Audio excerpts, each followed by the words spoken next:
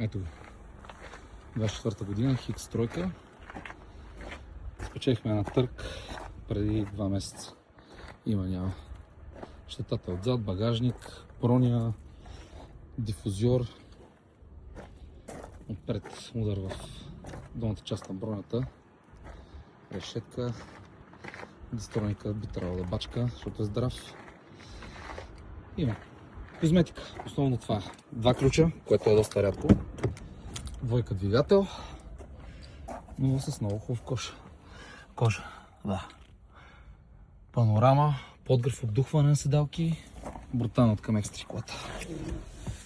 Много яка. Яваме палили. О, има си почти пълен резервуар. 526 км до бензиностанция. Брутална колата. Ето това.